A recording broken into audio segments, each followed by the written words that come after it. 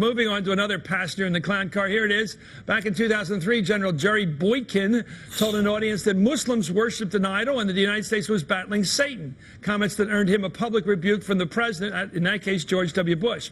Well, after retiring from the military in 2007, General Boykin has continued peddling inflammatory anti-Islamic rhetoric as part of a Tony Perkins group focused on the family. He said Islam should not be protected by the First Amendment, and the Muslim Brotherhood has infiltrated the Pentagon. Well, last week, General Boykin spoke of it at a conference set up for conservatives who were not invited. They were too crazy to go to CPAC. They couldn't get in the door. It was moderated by Frank Gaffney, the man who says anti-tax crusader Grover Nordquist has ties to the Muslim Brotherhood.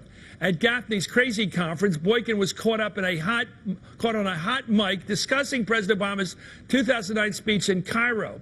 Here's what General Boykin said with the mic on. Let's listen.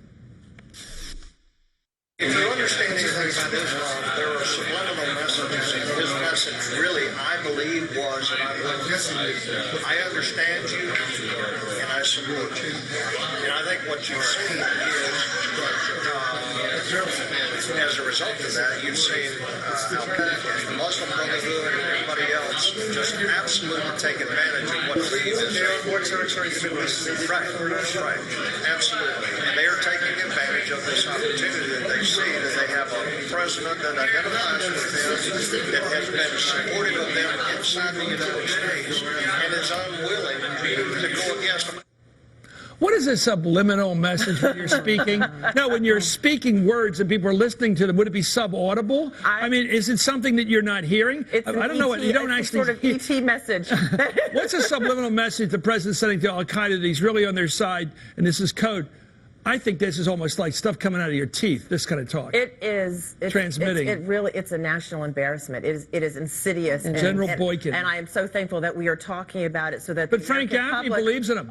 Well, he believes in it, and all we can hope is that the rest of the American public will listen to these statements and understand that we are in very serious trouble. There are people who believe this kind of nonsense, and they believe in just us, meaning just them. They don't like Hispanics. They don't like immigrants. They don't like Muslims. They don't like anyone who is non-white. Jews. It is a very, very serious state of affairs. To say the things that he said about Jews and have what did he say? Spell it out. Joan, you knew that too. What did he say? Oh, he said horrible things about Jews. He made jokes even on the hot mic talking to a Jewish reporter that Jews are the source of all the problems in the world. But that's not the first time. We just had a white guy saying how he's going to screw the blacks out of voting, talking to an African American interviewer. I mean, this is fairly flagrant. It's not like we're digging up these stories. No, they're throwing them at us. And there are no apologies. There's no I made a misstatement. Never. There's nothing. Take one more item here. There's